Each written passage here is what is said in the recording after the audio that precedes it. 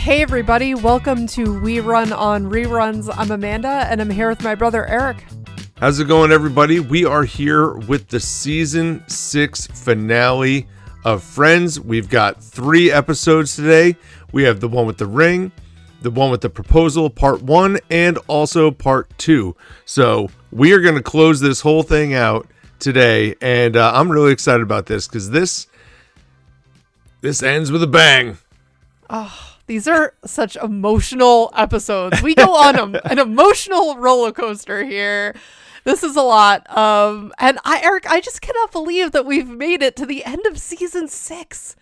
This is a lot of episodes, and man, I'm surprised we're already here. It feels like it's just rolling right along really fast. So we have been rolling right along with this one, and I know like we've changed up the format every now and then to kind of mix it up or do a few different things, but I feel like we are, we're kind of finding our groove here a little bit, and to get to the end of season 6, like that's kind of cool. Like we are starting to really move in this direction, and now we're already starting to have conversation about what's next. I know, but we got plenty of Friends episodes still to go. That's the thing. Oh yeah. We have a lot to go still. That is for sure. And just a huge shout out to anyone who has been listening along with us the whole time, or those of you who have just jumped in now and you're enjoying what we're throwing out there. Like, just thanks for being a part of it. Just really appreciate it. And if you're listening and you like what you're hearing, please throw us some stars. We'd love some 5-star ratings. If you enjoy it, maybe there's others that are out there that would enjoy it as well. And if you rate us, that allows us to be even more accessible to more people. So we just really, really appreciate that. And I just want to give a quick reminder as to where we left things off with Friends. In our last episode, we saw Joey trying to keep his job with Mac and Cheese by really trying to help the creator learn how to talk to women.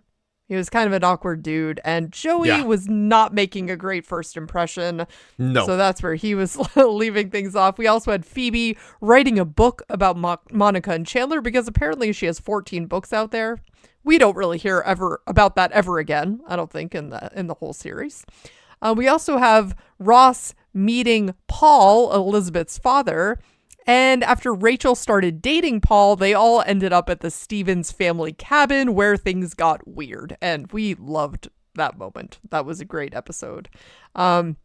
We also saw Phoebe and Rachel encouraging Monica to add her name to a museum's wedding wait list, and then Chandler found out about that, and he begins to freak out, but then tells Phoebe he actually plans to propose, and that's really where we roll right into these episodes. Well, it's funny, too, because I was thinking about this going into these last 3 episodes, like, in real time, like going back to when these actually aired. Starting with episode 22, where you find out that Chandler is going to propose. It is like a month's worth of television before we actually get from A to B. Like, we have 4 different episodes. So this storyline felt even longer, felt like bigger buildup than if you are just rinsing and repeating on HBO or on whatever your platform is, and you've knocked them all out in less than 2 hours. Like it's a very different vibe, and it was back then too. And so when you get to the end and there's this huge like emotional moment, I feel like it even reflected more when you watched it in real time. And I can say, I didn't watch it in real time. No. I got to Friends late, and then I really made my connection with Friends through reruns and owning the DVD box sets and stuff like that. I didn't really watch it live. I didn't really watch. I know that's like all TV was live back then, but I don't feel like I was making appointment television. There were only a couple things that I did that with when I was younger, one of which was the WWE, which speaks to me maybe a little bit. But that's where I was at. It was sports and that. Like that's where my appointment viewing was. Yeah, and I would have to say DVR really changed the game with all that. Like when that first came out and you could just record, or was it TiVo first? Remember, like we could then TiVo, record it and watch it later. That changed the game, but that didn't come out for a while. So it no. Maybe that was like the early aughts. I'd have to look back, but that had really to be early 2000s. But that's when like everything just started changing so quickly from, hard physical media to zero media right now. Like everything is just digital downloads that you just have out there. So TiVo came out in March of 99.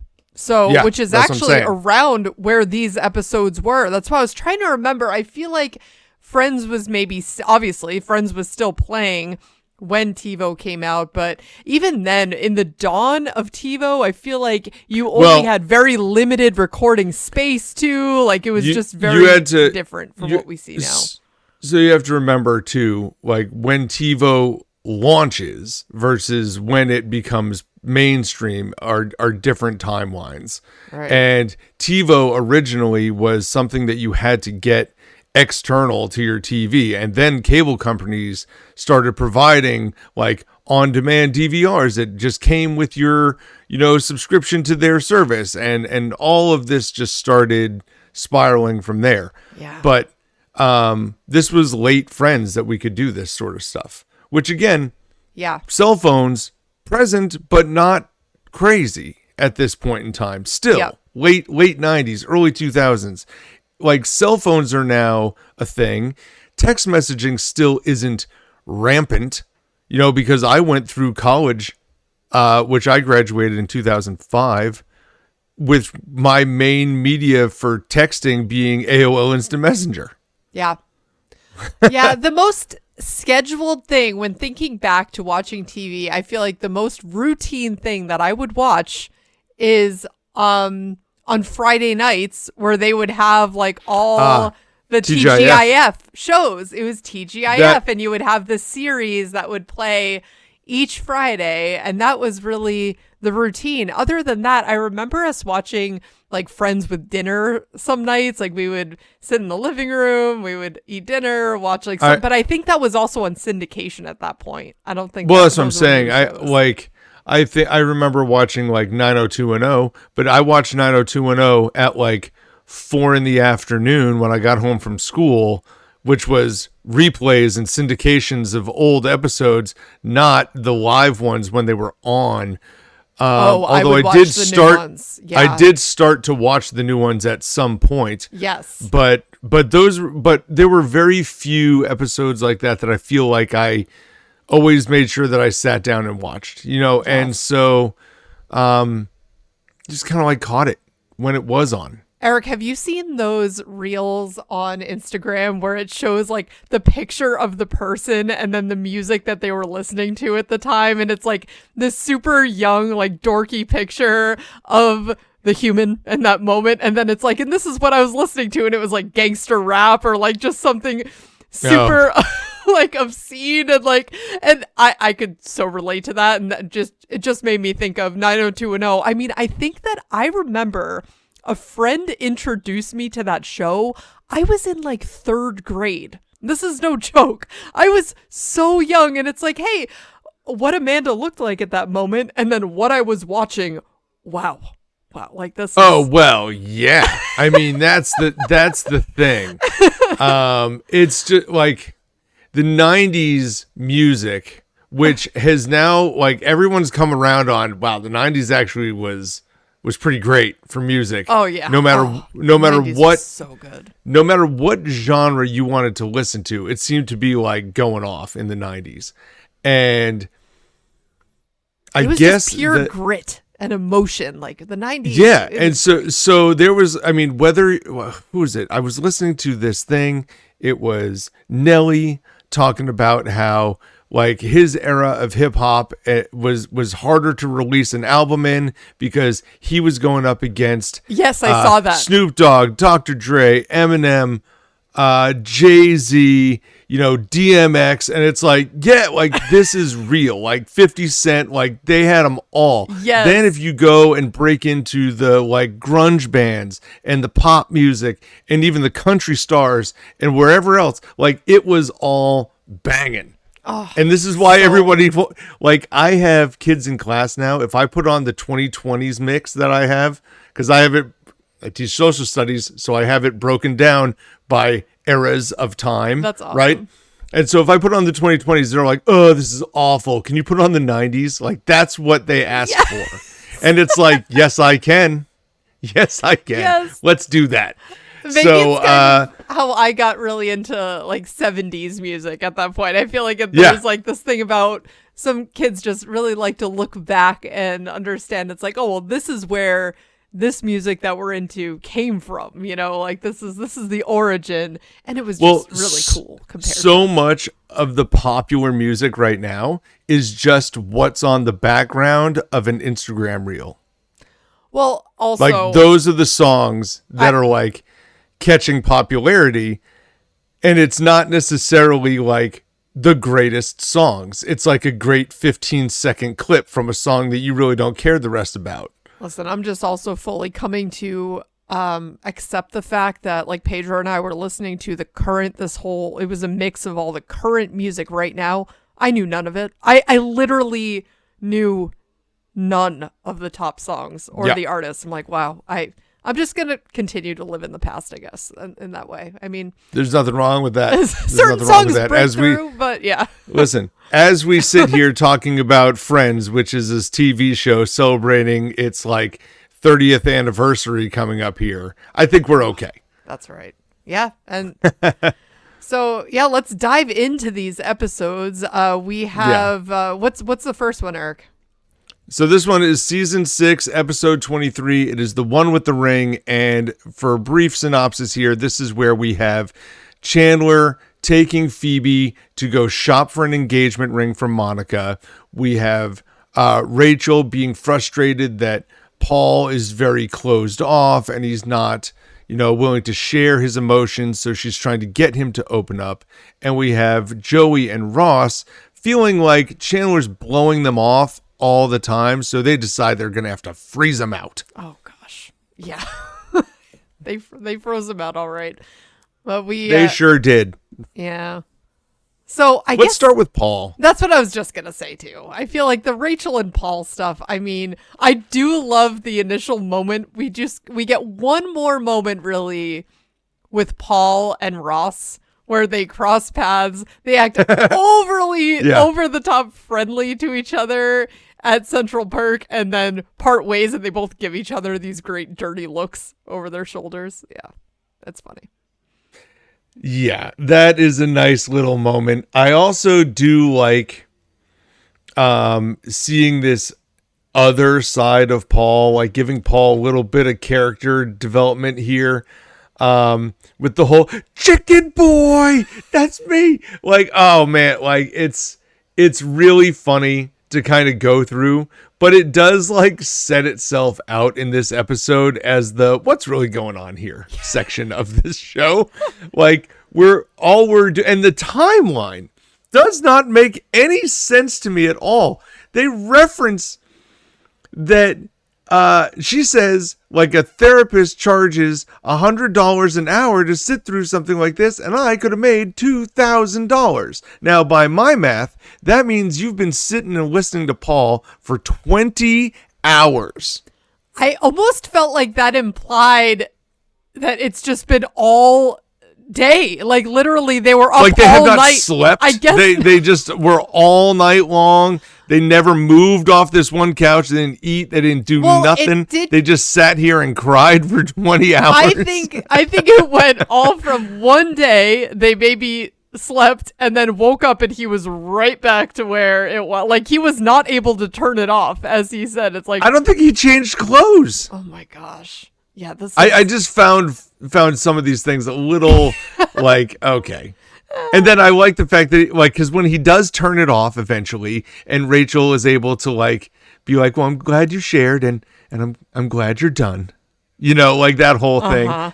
And they go and do their thing in the bedroom, and then the next he immediately like goes right back to it, and I think that's where Rachel's like, okay, we got to be done here, like this is over. Well, I also found it funny that Rachel made this big deal about wanting Paul to open up, and then he told some like 2-second story about being called Chicken Boy when he was 6 years old, and then she's like, all right, sounds good, let's go out. It's like, what, Rachel, come on, girl, like, that's not, like, that was really nothing. But then, of course, if you genuinely want him to open up, then you are trying to get to sit there for more than 3 seconds.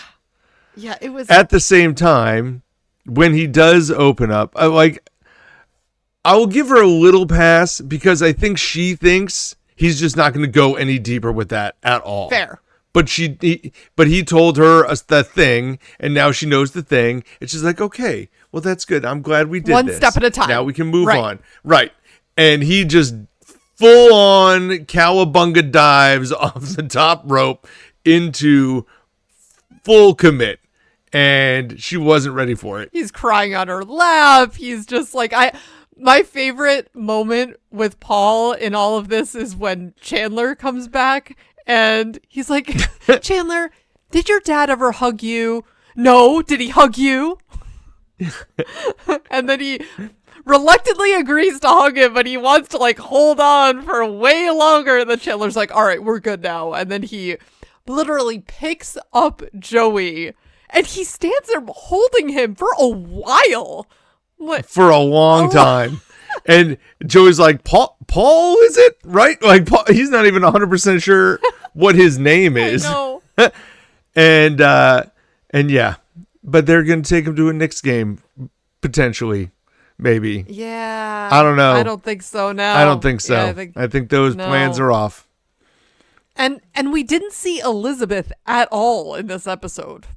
No. She was not in it for even one set. And even in the next one, it's very limited. So I feel like we really didn't, even though we know that Ross is still with her, we really don't get a whole lot of Elizabeth. The Elizabeth we'll talk about her in the next episode too, but the Elizabeth relationship is like fully focused on Elizabeth for the front half of it, and then fully focused on Paul for the back half of it.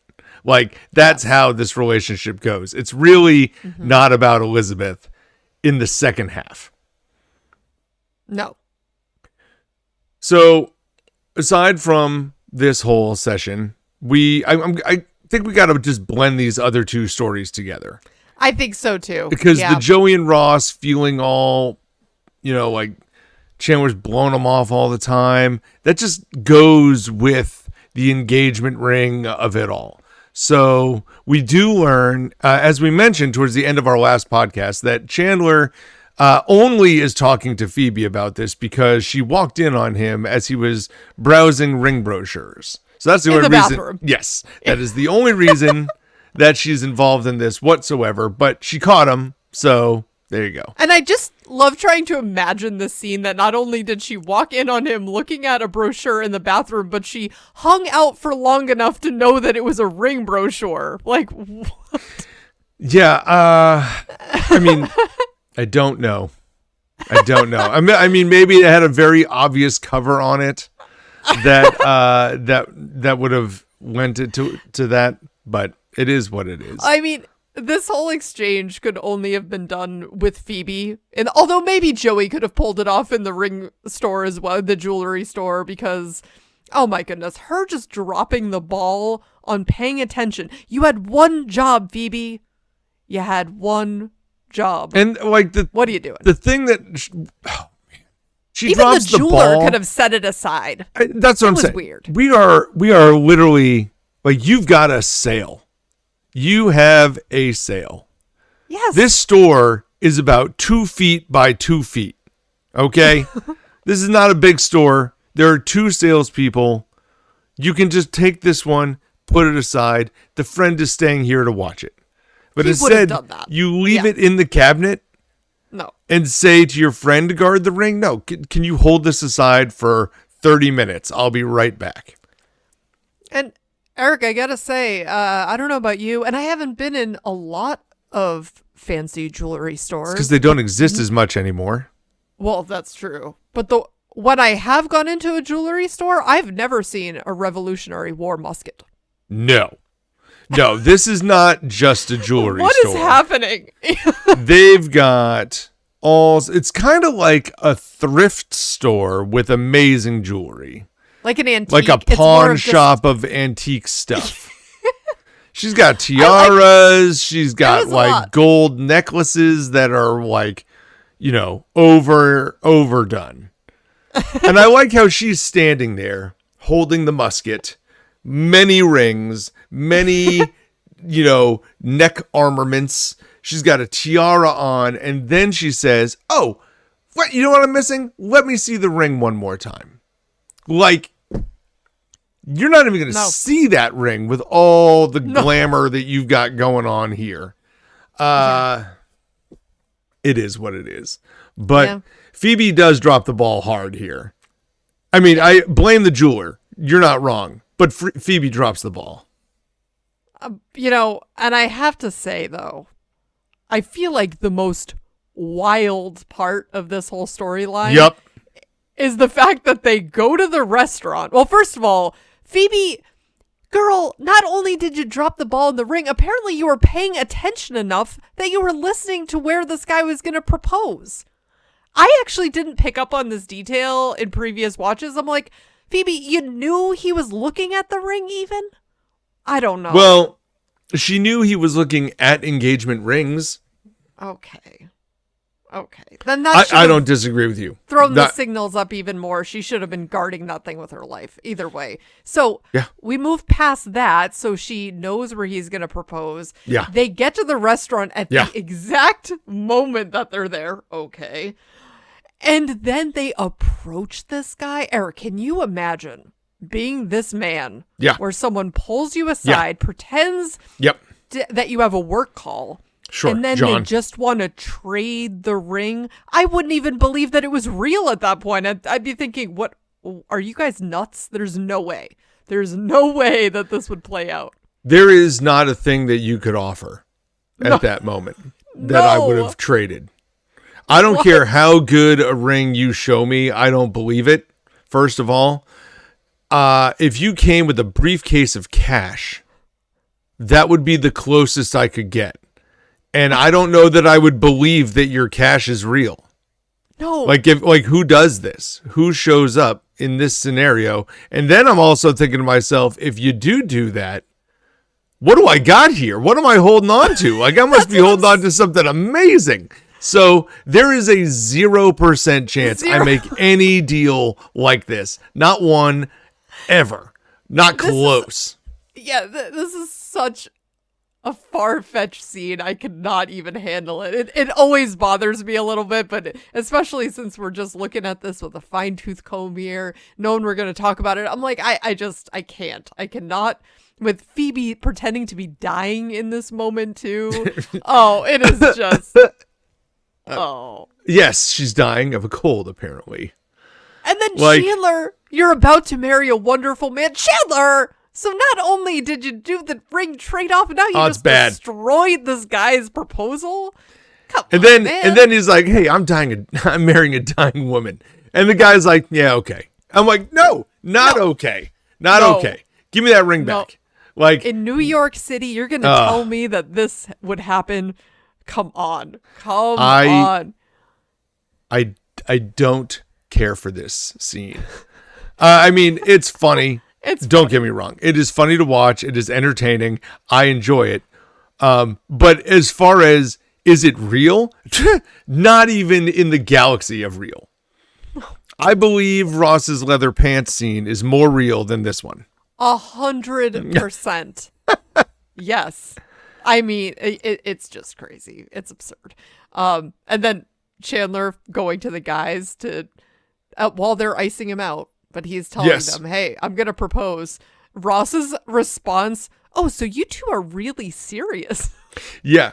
Although we gotta step back a second, because I really love the fact that they're going to freeze him out.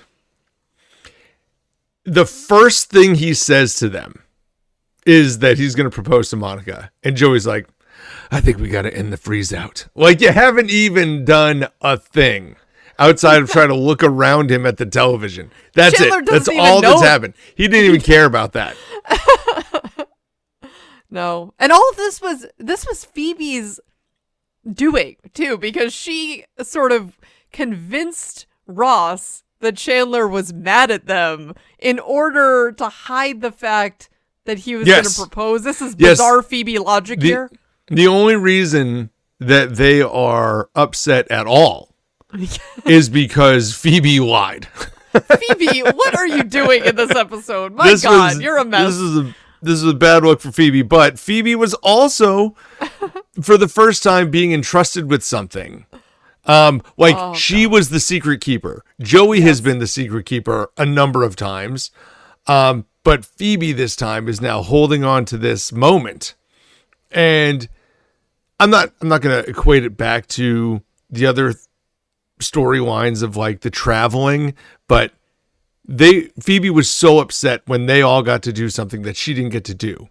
And now she's the one that gets to do the thing. So she's not giving up the secret. That's for sure. So she instead just makes up, and she doesn't even really say it's because of that.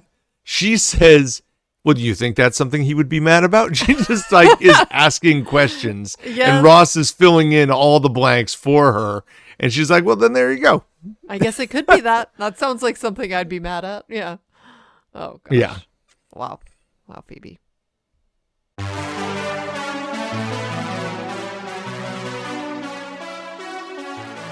So now let's jump into episode 24 of season 6, which is The One with the Proposal, part 1. And this is where Ross and Elizabeth finally do break up over a water balloon fight, ? Maybe not over the water balloon fight, but after a water balloon fight? I don't know. It was actually a kamikaze balloon fight, but... Fair enough. That's an excellent point. We also have Joey, Rachel, and Phoebe attending a charity auction where Joey would really like to continue owning the Mr. Beaumont. And Chandler's master plan of surprising Monica with this proposal shatters when Richard shows back up. This is not a good look for Monica. Not a good look. I was a little bit disappointed with Monica in these moments. I'm watching and I'm like, Monica. Like, yes and no. I feel like it was a very realistic portrayal. It was done very quickly. Yeah. Like it's all done in 20 minutes, as opposed to being done over weeks potentially. I know, but I don't think it's crazy. I try to put myself in Chandler's shoes here, where she knows this is a total hot button issue, right? Like, this hasn't really come up since Vegas, where she had gone out to lunch with him, which was about a year ago, right? And he forbid it.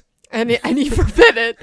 And now it's like, you're gonna throw this? I don't know. Even when she says, oh, you always really wanted me to grow out my hair, didn't you? And she's like playing with her hair. I'm like, Monica. Oh. That's a really bad line. I had that line underscored as well. I'm like, that's not great. Why would can't you say that. No, you can't say that. You're on a fancy dinner date with your potentially soon to be husband that you don't know about fair enough. But he's also on a date. Right. And you're out here making this about you and him again? Like, come on. Like, you didn't have to do that. You didn't have to do that. No. I think it was fair to point out that he grew back his mustache. That to me was funny. I like that. Yeah. But even the beginning of this whole sequence, though, where they're at Central Perk and Rachel's inviting them to the charity. And Chandler's like, no, we have that dinner, remember? I'm like, Chandler. It's very obvious. Chandler, what are you doing here? Like, I don't think Monica is this dense. I feel like she would be quickly putting all of this together. There are just so many signs. Yeah, but you know what? Like, this is one of those things, right? And I agree with you on the whole. I think that it's very obvious what's being laid out there. but we're also in on the joke. It's true. Right? And it's very easy for the viewer to see these things. And sometimes when you're not in on the joke, you have no idea that these things are coming. Right. Right? Yeah. So it's plausible for Monica not to pick up on something like that. It's true. Yeah. But and then when they're in all honesty, it's more Rachel's reaction of, "Oh my God, that's right. I'm so sorry." Right. Like that to me is more obvious than Chandler saying, "No, we can't go." And it's very much a thing. But I still am. I mean, there's a world in which that she doesn't notice these things. Mm-hmm. One of the multiverses out there that we're talking about. Yeah, right. Yeah. But then even Monica, so they kind of push their tables together at the dinner, and Monica and Richard are retelling the story about her parents' bathroom. I'm like, this whole thing is strange. And I just feel like, putting myself in Chandler's shoes, this would be tough. This would be very awkward. Chandler is in the worst spot. Yeah. Like the other girl that's there with Richard, I think she's just kind of learning about Richard. And this is an ex-girlfriend that he's friendly with and obviously hasn't seen for a long time. That's been made obvious. Yeah. So I don't view Monica as a threat, but as Chandler, who's there holding an engagement ring in his pocket. Oh, yeah. The context is excruciating to listen to. Mm-hmm. Mm-hmm. Yeah. That is a really hard spot. And he's trying to make all the awkward jokes. And when Richard's like, "Oh yeah, that'd be fun to like put the tables together," it's like, oh God. Nope. But you know what? I will say this. Now, maybe it's just me, but there's a 0% chance that I was going to walk back into that apartment not having proposed.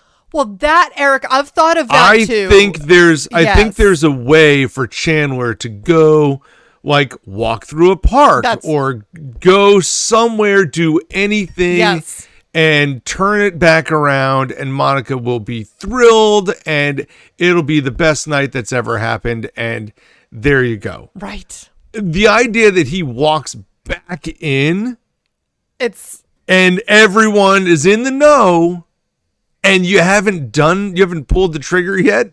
This is when it gets real obvious. He just gets so... Who comes into an apartment and asks to see someone's hand? This is not a thing, right? I mean, Eric, I was thinking the same exact... salesman? A manicurist? A palm reader? A hand doctor? Yeah. Oh my gosh. This is like...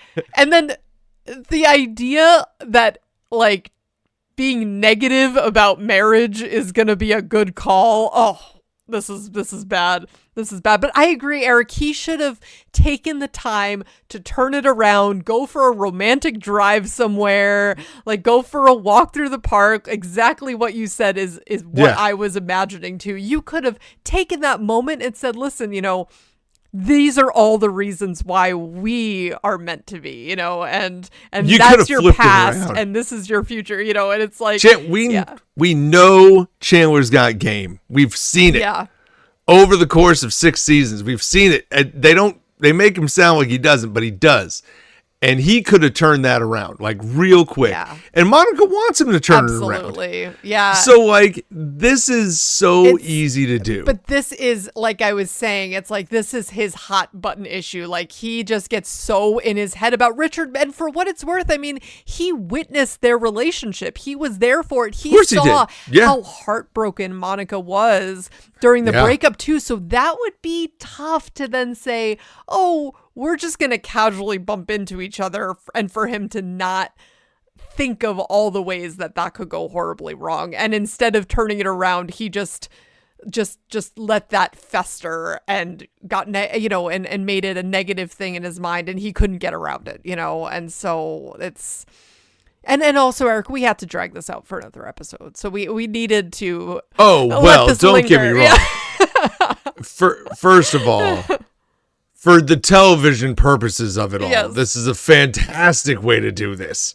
But for the realism of it all, I'm like, he could have fixed this. This was an avoidable issue. But nevertheless, I'm glad he doesn't, because then we get this great sequence. And I think this is where, you were talking at the beginning of this episode, like this is where we start having maybe an issue with Monica, but I really don't. Yeah. Like the idea, so what is it? Richard comes into Monica's workplace and basically lays it all out on the line, saying, hey, I want to marry you still. I should have never given up on it, and I will have kids with you. And that was a thing Richard. that, like, well, to be fair, he said it back then. To be fair, he did say he would do it if I had to. Mm-hmm. That's true. No, well, now here we are years later, and he's not saying if I had to anymore. He's saying that he'll do it now, which is still later now for him. And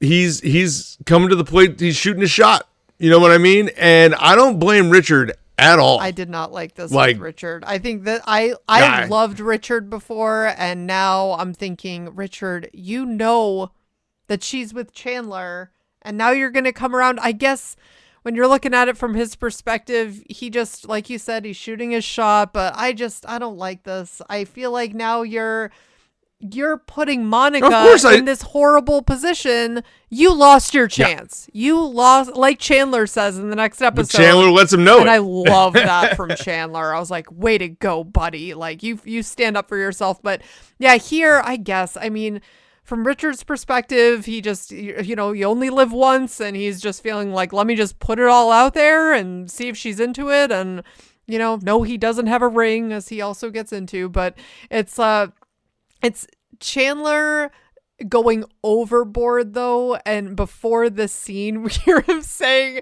oh, I'm not into marriage at all, and he's never you should lay down your copy of the rules, man trap. I know. Oh my god. Man trap. Wow. It's okay, I got a plan. This is bad. Yeah. And she's feeling like, wow, I wish I knew all this before, buddy. Great. Thanks for letting me know. It's, so then the timing of everything, this is just pure sitcom dramedy, right? Oh, yeah. Oh, yeah. And I mean, this for storytelling purposes, in my opinion, this almost is needed, because this is the hurdle that Chandler has to jump in order to make this work. In order to know that this is real, they have to get over the Richard of it all still. Once and for all. That's it. Put it to bed. And so, I like that. That's true. I love that element of it. Like, from a storytelling perspective, we've seen Chandler freak out about Richard a couple of times. We know how Monica was after Richard. And the question always would be like, well, what if Richard wanted to get back in here? Like, what would Monica do? And so we're putting it in front of you as a viewer. This is what would happen. What are you going to do? And so we kind of table it for this episode, because we still have to get to the Mr. Beaumont of it all. That's right. I love this. I'm not going to lie. As a side story, this charity auction is just so good. Oh, shrimp toast. That's it. And then, like, I love everything from Phoebe coming back with the drinks. And it's like, well, this is for the children. How is this for the children? Well, the more that I drink, the less there is for the kids to drink. I had a hangover just looking at that tray. I'm like, that is just, That's a lot of drinks going on, Phoebe. That was a lot of drinks. That was a lot of hard alcohol there. Yeah, it's to help the kids, so less for them to drink. That's it. Phoebe. Nice Phoebe logic. I love the idea that Rachel bids $20 on a trip to Paris. I mean, I was thinking to myself, like, if I was in her shoes and I want to impress, I'm at least going to put down like 200. Like, don't put 20. 200 is going to get outbid too. Like, you might as well put a number down that is going to get outbid. But then the fact that Joey bids $20,000 on a sailboat, and he's like, I won. Like, you don't, Joey, it's not a guess, Joey, you buy. it's an auction. You don't guess, you buy. Oh, this is classic Joey Tribbiani. Yes. Oh, it just, his face too. But then it's when Rachel is working her charm with the other guy, saying, hey, let's go to the next highest bidder and you can pay the difference. She's selling him on the boat, making him envision his life with the boat, and she's doing a stellar job. He's like, you know what? All right, I will take that boat. As Joey's overhearing this. Wind in your arms. In your arms. Just envision it. The Pam. Like, there's so many funny lines and moments from this whole thing. Just the way that it's delivered from Jennifer Aniston, just awesome. Between Joey and Phoebe acting absolutely ridiculous in the background. But yes, then Joey says, what? Oh, and then he's saying that he wants the boat. She's selling him so well on it that he just jumps in and says, I want it. Now I want the Mr. Beaumont. I want the Mr. Beaumont. Oh, this is craziness. Yeah. Such a good one. I love every little bit of this whole sequence with them at the table and then them trying to find somebody else to buy it. I love Phoebe going over to the guy who won the Paris trip and starts speaking French to him. Like, it's all just kind of come together. And again, I was thinking, I think this is also a trio. Now, listen, there's 6 people that have 10 seasons together, right? We see these combinations often. But I do think this one of Rachel, Phoebe, and Joey is not necessarily put together a lot either. Because we talked about it being, what was it? Ross, Phoebe and Rachel. And Rachel was not as common. I actually think this is less common than that one. I would agree. Yeah. Yeah, because typically you almost would have... I don't think they put somebody with Phoebe and Joey. Well, and you know what it is? Yeah, it's almost like they often... grouped people together with, you have the grounded person and then you have, and here Rachel is the grounded person. Rachel is the grounded person, and that is not a thing. And so like you can almost like, she's like frantic trying to like sell the boat but not sell the boat and look good for her boss, but she's got drunk friends and idiot friends, and like it's so much going on. Yeah, the worst friends to bring to this classy auction event, I would say. It's not a good look, but it's hilarious, it makes it work. But oh yeah, so Joey ends up with a boat. This is where because then we end up having that later episode with Joey on the boat with Rachel, which I love. So yeah. It would be really easy to put Ross at an event like this and make it the 4 of them, but Ross has got other stuff to do because he's got to break up with his girlfriend. Oh gosh. Yeah, he plans to hang out with Elizabeth. Like, first, he doesn't have a plan to break up. He's just wanting to see her before she leaves for camp. Right. To be as a counselor. But this is when all the friends, pick a joke again. They all make jokes at Ross's expense, and then it becomes like oh, you guys are serious. Like, you don't think this is going to work. And they're like, yeah. Yeah. Like we don't. Like, what are you saying to us? Like, harassment. Yeah. Like, that never got let up, as we've been talking about. It's like, the jokes never stopped. So, like, early on, like I said, there was like this moment of acceptance, but it's not like full acceptance. No. It's like, we're going to accept that you're going to do this, but we're still going to make fun of you. And here we are now. We're weeks later. He's just going through something here. They didn't think that this was like an actual long-term relationship, right? Well, it took Monica. Monica was the one who was like, well, where do you really see this going? Right. And I mean, chef's kiss to Chandler's line here of, hey, listen, you better be careful, because if you don't watch out, you might not get married at all this year. Oh my God. So funny. Yes. Perfect. Like, so good. Such a good line. But then we have Ross also thinking to himself. So they break up. And Ross is then having this internal dialogue thinking, wow, she actually dealt with that really well. She's really mature, you know, and this is maybe I should actually get back together with her because maybe I made a mistake here. Right, maybe I made a mistake here. And then you just hear Elizabeth calling out her window, "You suck!" and throwing a kamikaze balloon onto Ross. Hits him right in the face. It's like, okay, breakup still on. I mean, what do you really expect? I do like the scene where like the boys who are the neighbors come in and they start having a water balloon fight like in the living room, and Ross has to yell at everybody, and like he whips his suit around like, this is a nice suit. And everybody put their balloons down. Yeah, and they stop it there. But I swear there is a moment where like Elizabeth goes up to Ross, and then one of the guys is like, sorry, Elizabeth, didn't know your dad was here.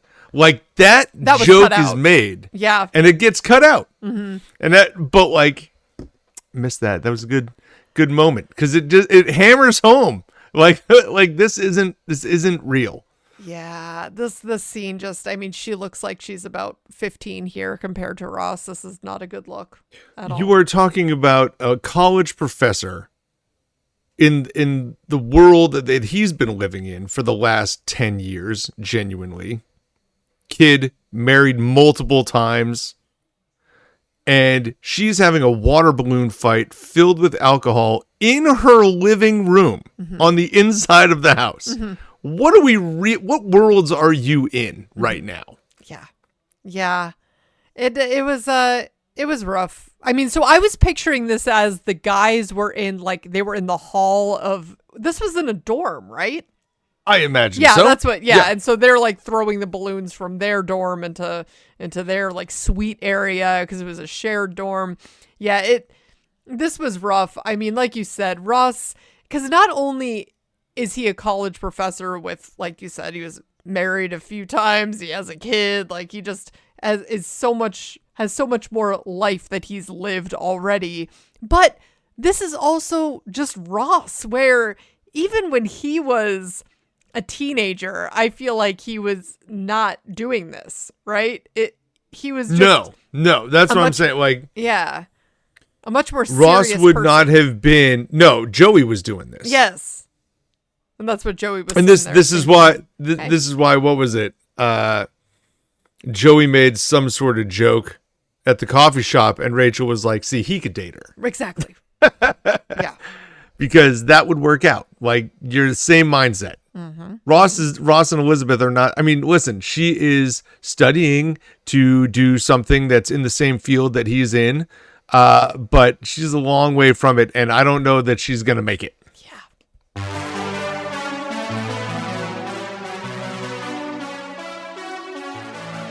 Well, now we're going to walk into the third episode of this podcast. Yes, we're going 3 episodes, in case you missed that at the top of our podcast. But this is now Season 6, Episode 25, The One with the Proposal, Part 2. We all know what happens here. This is the Chandler and Monica proposal all the way through. But the other storyline that does take place here is the other 4 members trying to sort out who's going to be each other's backup, just in case by the time they turn 40 they aren't married yet. So let's talk about that component first. I don't really find any of this to be too noteworthy, other than the very last moment when they finally decide, you know what, we're just going to put all the names in a hat, and the 2 girls are going to pick, and we're going to be fine. And Rachel picks hers, and Phoebe picks hers, and Phoebe gets Ross, and Rachel gets Joey, and they go, we really should just switch, right? And they're like, yeah, okay. Yes. And the guys in the background are like, yeah, I mean, come on, what are we doing here? Like, I mean, that's the classic moment. I also just love the fact that Phoebe has made everyone her backup. Like, That's right. She's It made. just makes good sense to back up your backup. She's like, and I already lost Chandler. So she's clearly talked to all three of the guys and made them her backup, which is amazing. Love that. And the other like take home moment from this whole storyline, other than Rachel being the one to scramble to find a backup, which is funny, is Phoebe telling Rachel that Joey wanted to, consummate the agreement differently. Yeah. And then Ross telling Rachel that Phoebe's the one who wanted to consummate the relationship. She wanted to do a whole lot more than that, if you know what I mean. Yeah. Like literally the same joke. It's kind of funny. Really I'm funny. glad to see that happen. It was a nice like storyline to keep the focus on Monica and Chandler throughout, and yet kind of bring a little bit of lightheartedness to a otherwise very serious episode for the other two members of the group. And you also get the glimpses of the conversation between Rachel and Phoebe where they're saying, well, I'm like 95% happy and 5% jealous. Oh, yes. And then they're down to, well, I'm really 80% happy and 20% jealous. Not at all jealous. Not at all. Not at all. And so because that storyline rolls over into the next season with the Thunder stealing. So I think that's an interesting. Well, yeah. And I will say, I feel like that is a very real thing. Yeah. That is a very real thing. Now, not necessarily for everybody and in all like personalities and walks of life, but I feel like me and my wife got married earlier than most of our friends. So she never had the like watching all these other people get married situation. Sure. But despite getting married first, we waited a long time before we had kids.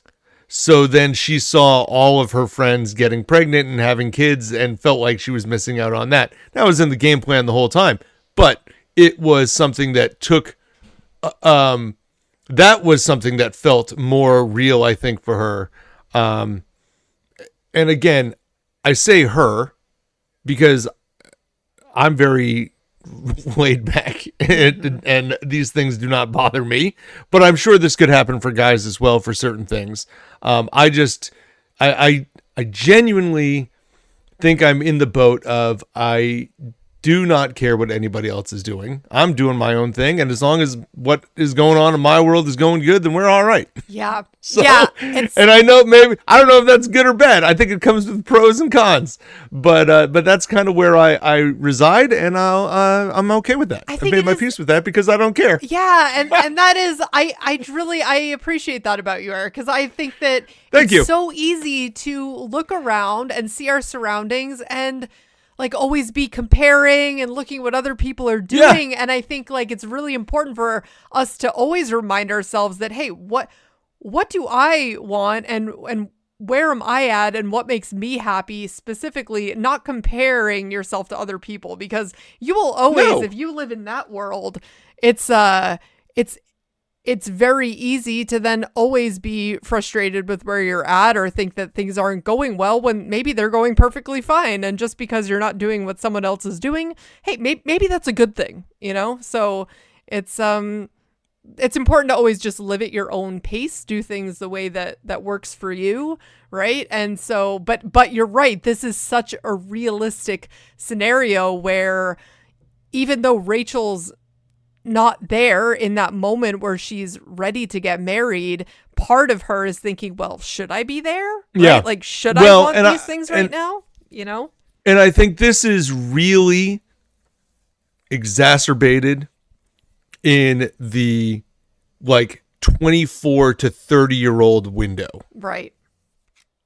Where you're now out of college, like assuming that you did the standard like policy that all millennials were taught, which is standard like, policy. You have to go to college and do that. Yeah, you know what I mean? Listen, that is what we all heard. Anyway, framework, let's say you go to high school, you go to college. Say you don't go to college, 4 years after college. At this point, like it's when you start seeing your friends make life-changing decisions, and it's in this window before you get to 30, but not too early, but at the same time, not too late, and social media has only killed that. Like, they just blew it out the window. So all this window that Rachel lives in and Phoebe live in right now, watching their friend, knowing that they're getting engaged, should they be also wanting those things? Now, I do find it interesting. Rachel's already been engaged and married. So although she didn't really know she was married, but she did. But she did get engaged and did go all the way through the wedding process. Yeah, it's true. I mean, yeah, her marriage wasn't really just not the very end part, like the actual agreement of the wedding. Yeah, that's kind of a key. Did not happen for her. Kind of a key part. It's like the most important part. And the actual marriage, which, yeah, she was married, but like she said to Ross at the time, this is not a marriage. This is the world's worst hangover. Yes, that is what it was. Yeah. Anyway, let's move on to the actual wedding potential of this. Not the wedding, yes, but the proposal section, where Monica is now being told by Joey, because she comes looking for Chandler after Richard has stopped at the restaurant. Yes. And she comes and she finds Joey, who's in his his captain full-on sailor outfit. Oh, gosh, Joey. She starts talking to him, and I'll tell you what, twice in this episode, Joey, the character, delivers his best acting performances in the history of time. Oh my God. Like, yes. Him pretending to tell Monica that Chandler doesn't want marriage. It's the best lying he's ever done. And then he does it again to Chandler later in the episode. And then he comes around at the his performance at the end outside of Monica's apartment is, yeah, I literally Get him an have Oscar. that written down, Eric. That is hilarious. I'm like, this is the best acting we've ever seen from Joey. You got to bottle that up and sell it. Wow, Joey. Like, it's not even close. Like, he could get any part he wants if he could deliver it like that on a daily basis. Oh, my God. Yeah. Chandler is a complex fellow and unlikely to take a wife. I mean, that is such a great line. And upon hearing that, and after hearing Chandler at the coffee shop, and after hearing him at that one random pizza place where, he had a plan, he called her man trap. Oh, Chandler. After all of these moments throughout the last couple episodes, Monica's like, well, there is someone who wants to marry me, Richard. And Joey's like, wait a minute, what? Hold on. Richard told you he wants to marry you? That's right. And Chandler's telling you that he doesn't like marriage at all? That's right. Chandler loves marriage. And he just blows the top off the whole thing. Oh my God. Oh, it's too late at this point. Now she's not believing any of this stuff. Yeah. Oh. You just told me he's a complex fellow, one unlikely to take a wife. You got that from what I said. Oh my God. So funny. Yeah, I love Joey in this episode. And Joey also then telling Chandler about Richard when he finally catches up with him. And he's like, look, Chandler, I don't think us getting our ass kicked is a solution. Because when it goes to Richard. Yeah. Yeah. I'm going to go over there and kick some ass. Will you help me? Yeah, it's just, it's one of those things, right? So in this time that Chandler is trying to find Monica now, Monica is over at Richard's. And I'm going to leave the floor to you because I think this is also what you were saying at the very beginning. You don't like Monica for this. Is this right? Yeah, listen, I felt more so that way. It was really that specific scene in the restaurant where she's out on a romantic dinner with Chandler, and then she makes a point of calling over Richard and playing with her hair in front of him. Really, that was the moment that I didn't like from Monica. Otherwise, I felt like it was kind of fine. Like even this, because Chandler is being such a jerk about marriage and really pushing her. And he doesn't know what's going on. He doesn't know that Richard has showed up, but he knew that Richard was out at that dinner. And now it's like, now he's going out of his way to just push her away from the idea of ever getting married, even though he knows that's what she really, really wants. So for her to just go over to Richard's, I mean, I don't know.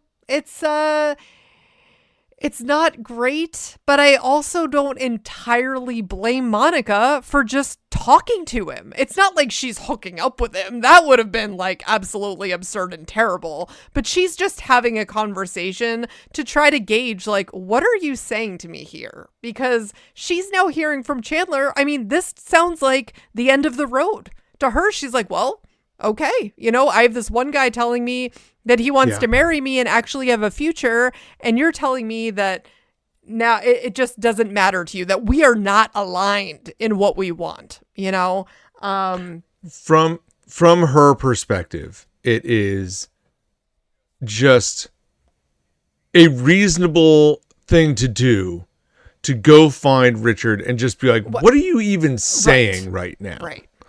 And even if it is just to turn him down, which is why I really love the opening where she knocks on the door and he opens the door and her line is like, I don't even know what I'm doing. I don't know. Yeah. He's like, do you want to come in? And right. She's like, do you want to come in? And she's like, I don't know. He's like, okay, well, I'm just going to leave the door open. I'm going to go sit on the couch.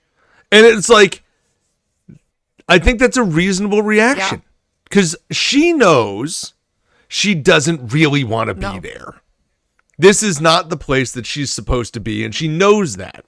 But at the same time, when you have an ex-boyfriend who you had so much love for coming back in and telling you he wants to get married, which is all you want, and your current boyfriend just completely disparaging the concept of marriage, which, it is what it is. It's just too easy to like put these two pieces together and say, well, I guess I have to go this direction. And then that's when you really are saying to yourself, if you're Monica and have any sense of just, if you're sane at all, it's like, wait, do I want marriage or do I want to be with the right person? Right? Because then you get all in your head, like kind of thinking about what makes you happy. Is it this institution or is it spending your life with this person, right? And so, absolutely. And it's like, okay, so Richard's willing to give her this, but for what? For being with the person you don't want to be with? That makes no sense at all, right? And so I like, as a viewer, we're also let into this world, seeing them together again after we've seen Monica and Chandler together for all this time. Like the comparison between how they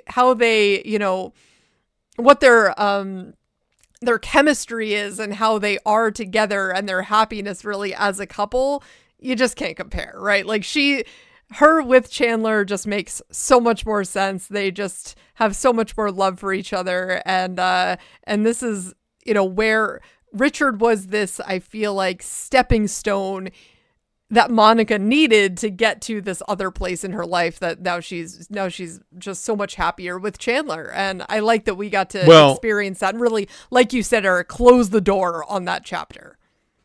Yeah, I think Chandler needed to actually experience it a little bit more than Monica did, which is why I really do love the scene when Chandler goes to track down Richard and has the moment with Richard, like man to man, like, hey, like, you made my girlfriend think and all that stuff. And he's like, well, apparently I'm willing to give her more than you are. Mm-hmm. And he's like, no, I was going to propose to her and has the ring. Do you have a ring? No, I don't have a ring. And you get the moment, which is the most important moment for their relationship, where Richard says to Chandler, listen, you go get her. And if you do get her, let me give you some advice. Never let her go.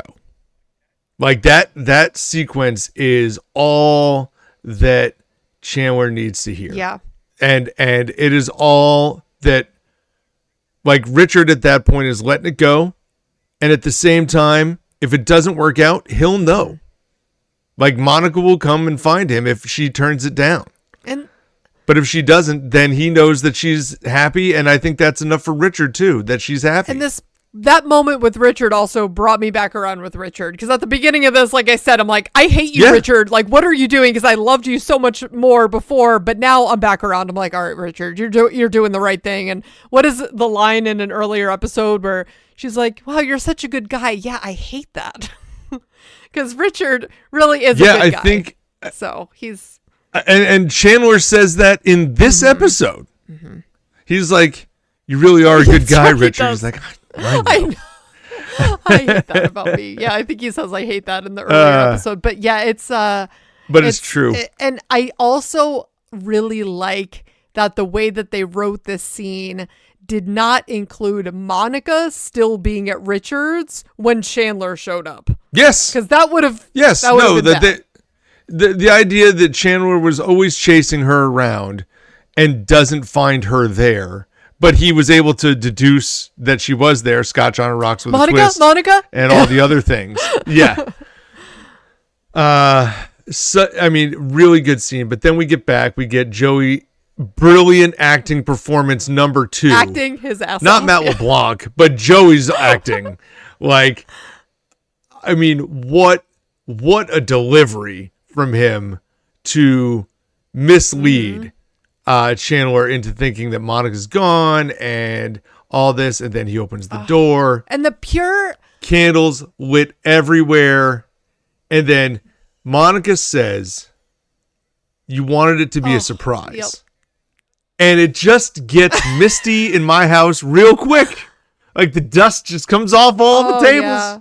And it gets in my eyes, like, right out of the gate. Did right now. I just know. Talking about it. Matthew Perry's acting here is so good, too. Like, even before he enters the apartment, just his raw emotion when talking to Joey and hearing that she left. She's gone back to her parents' house. She's not here anymore.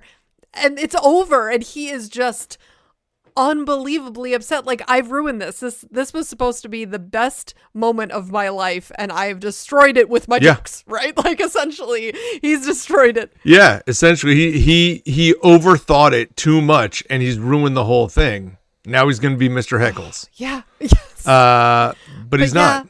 He's fixed it. You wanted it to be a surprise. I love that so much. And then, she's down on one knee, and she's like, this is my girls, don't do this.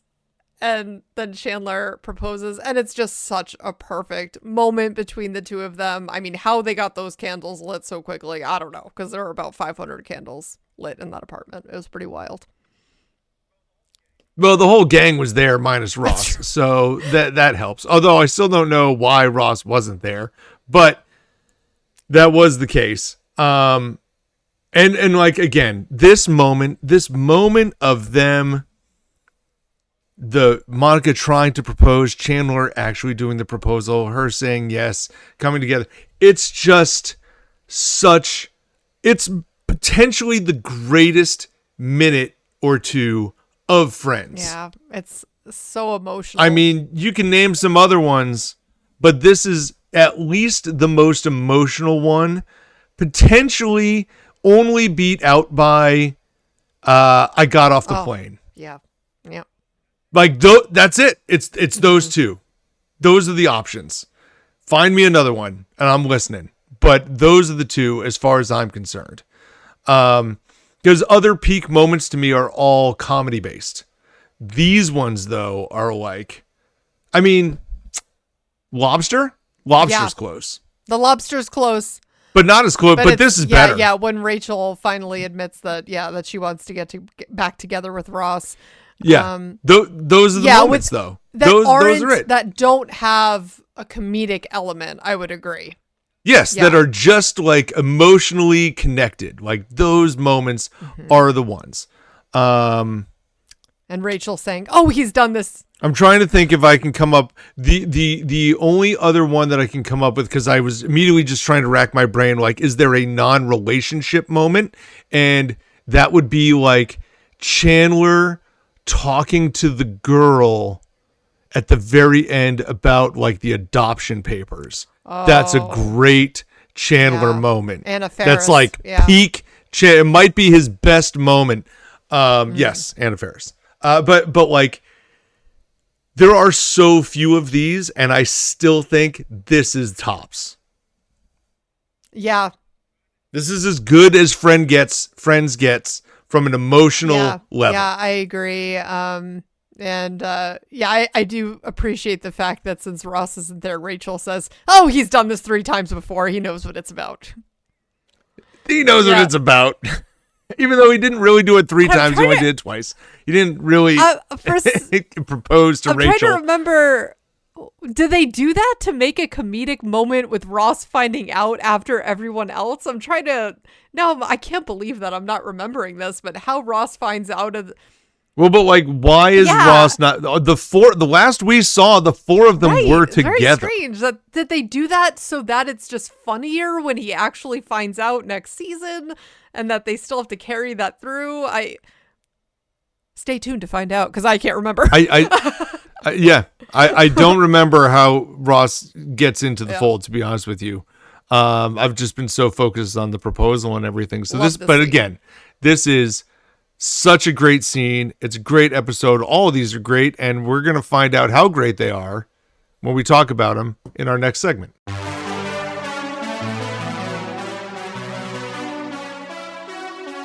So now we're going to do our IMDb ratings segment of the podcast, where we talk about our ratings versus your ratings as we find them on IMDb.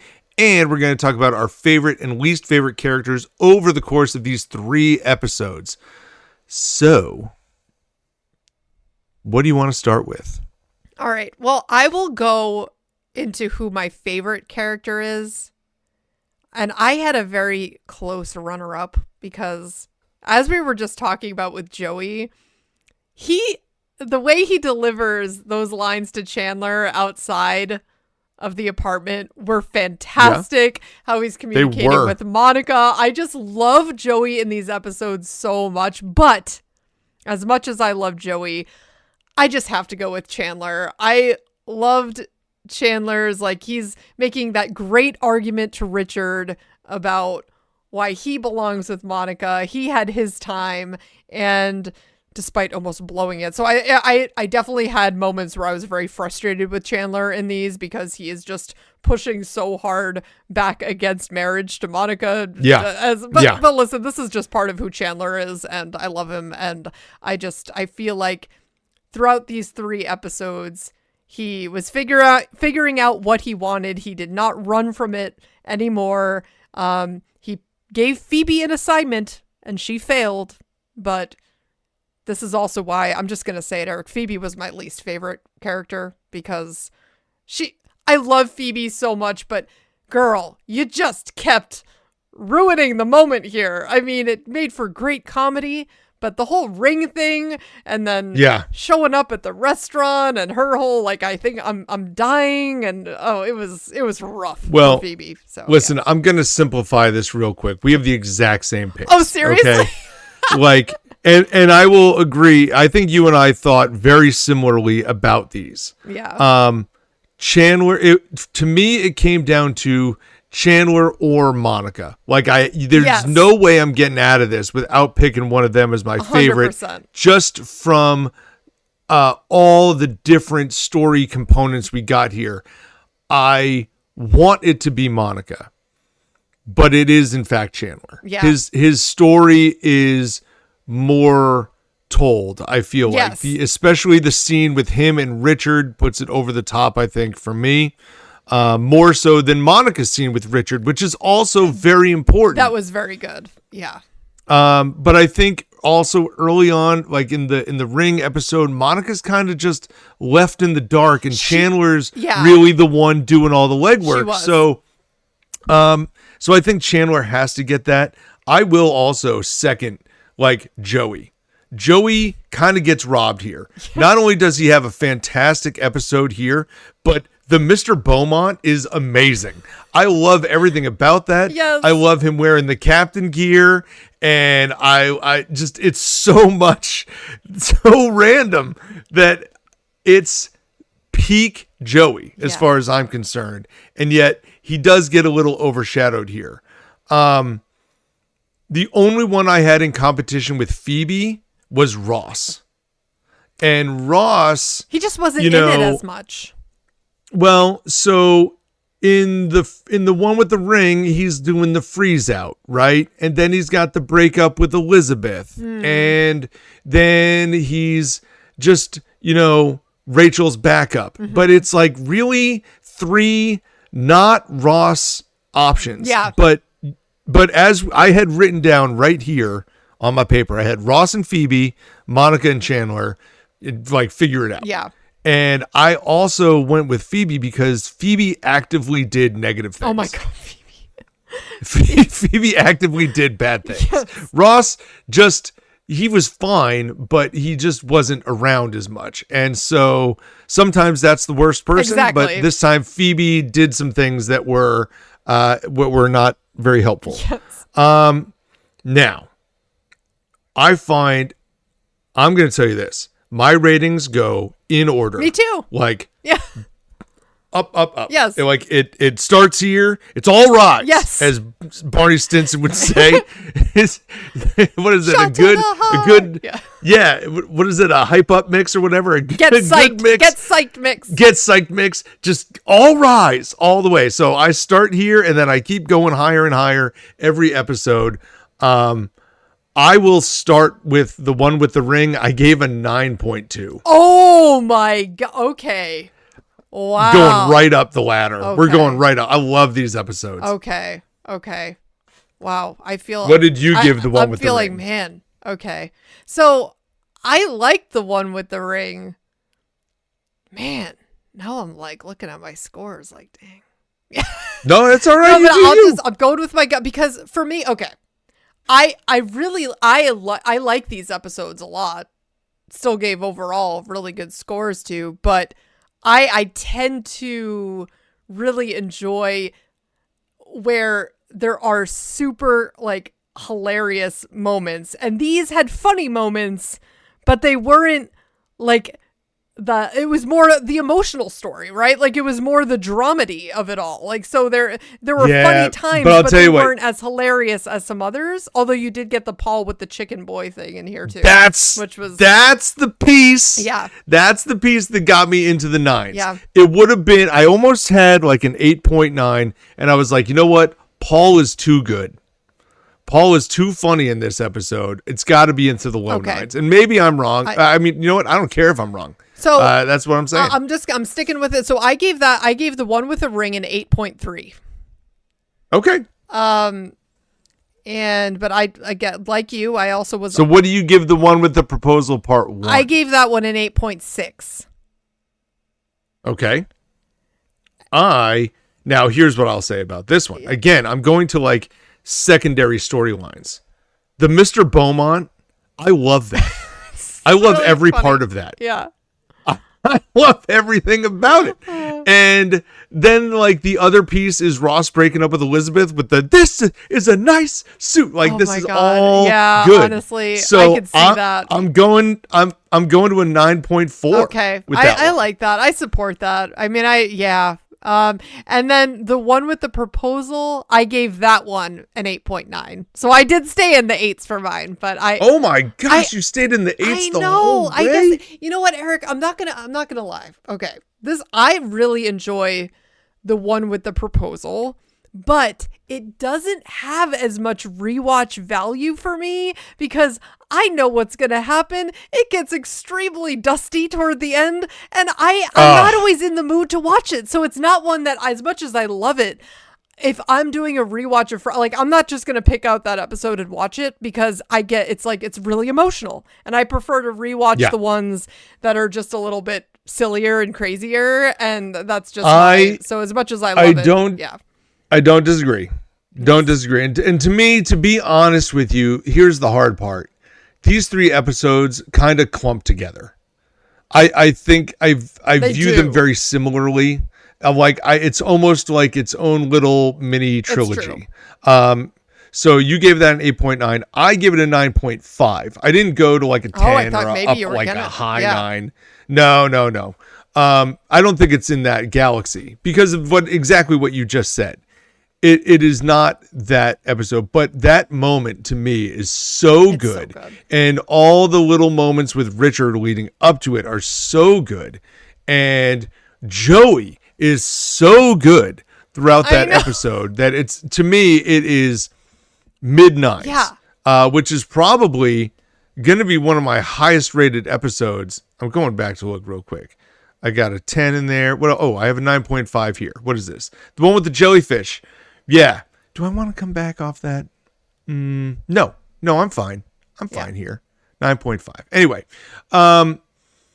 so I'm sticking with the 9.5. I think this is like peak Friends emotional episode. It is not, you're right. It is not a as funny episode, but it is one that if you've been a fan, it is like the culmination of all. And it had to happen. This is such a critical part of the storyline.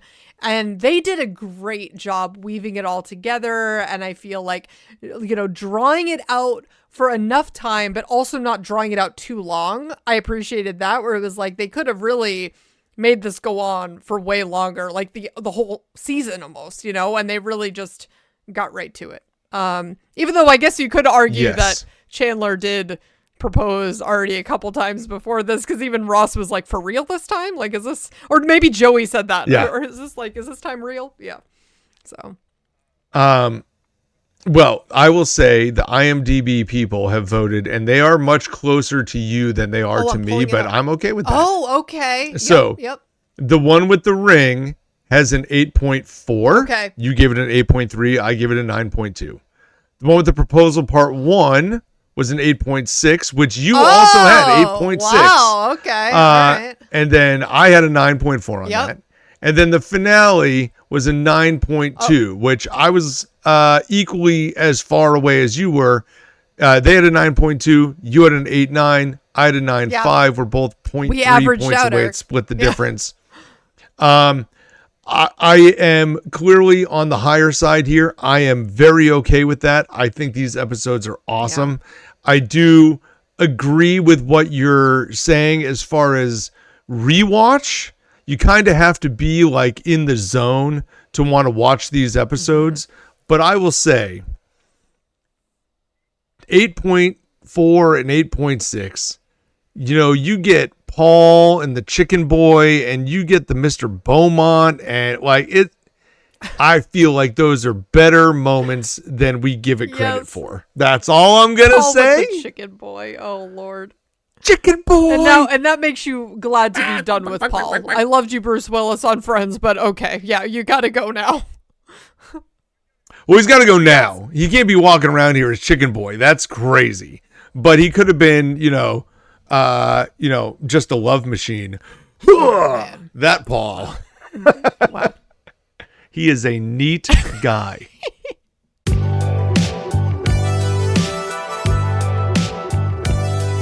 Well, thank you so much for listening to the We Run on Reruns podcast. Please check out our socials on Instagram and subscribe to our YouTube channel. Again, we really appreciate all the support we have seen out there so far. We're seeing our subscribers start to grow up on YouTube right now. This has been really great. We appreciate that support. Leave a comment. Put 5 stars on our ratings here on Spotify or on Apple Podcasts, where you can find our full versions of the podcasts. You can also check them out on our website, werunonreruns.com. For Amanda, this is Eric. Enjoy watching season 7 now of Friends, episodes 1 and 2 for next week. Happy rerunning, everybody. See you, pals. Bye, guys.